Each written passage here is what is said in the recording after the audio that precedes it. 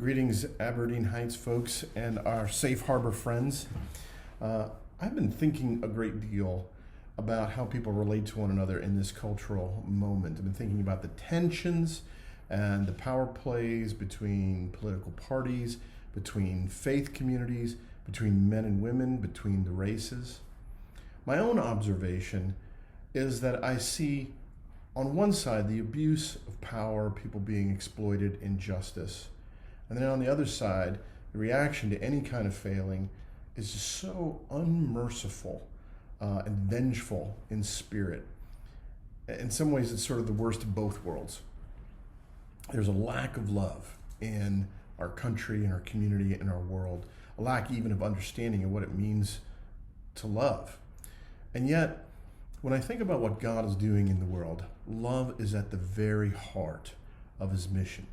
Into the midst of our strife, God speaks a word of firm but loving correction.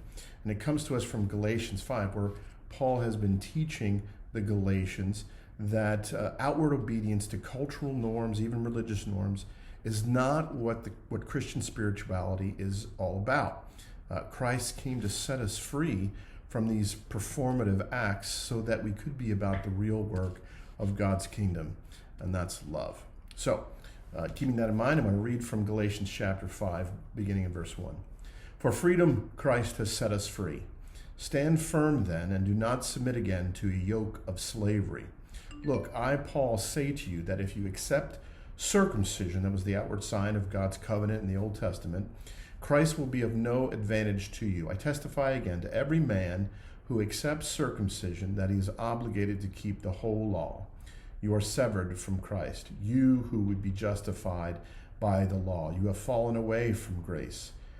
For through the Spirit, by faith, we ourselves eagerly wait for the hope of righteousness.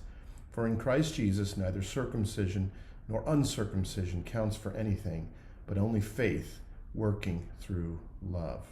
Another translation has it, the only thing that matters is faith working itself through love. And sometimes our focus on obeying the rules, whatever rules they might be, the rules of convention, so we're accepted by the crowd, the rules of business, so that we can be a success, the rules of religion, so that God will accept us, or the religious community will accept us.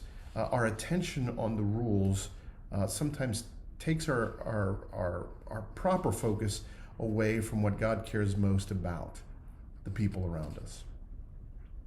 At times, because we're so focused on the rules and having the rules get us what we want, people become a means of actually accomplishing our own purposes, of getting what we want from life. We love people because we want them to love us back.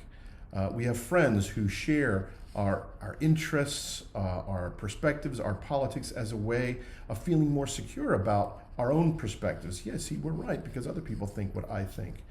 We push our children at times to achieve in sports or music or academics so we can feel pride in them, and in a way we're living vicariously through them. And if I can be blunt, there's this old saying that men give romance so they can get sex, and women give sex so they can get romance. And I would say that all these things have something in common. None of them are love.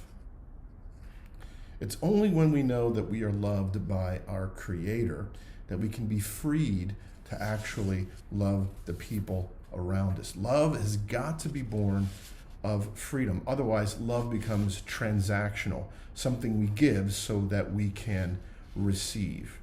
And our religion can become transactional. We obey God so that he will accept us. He will love us. But here's the thing.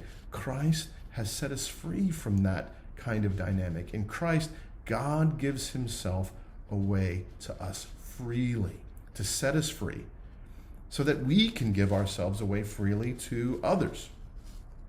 That's all the big question for all of us. Can we believe that?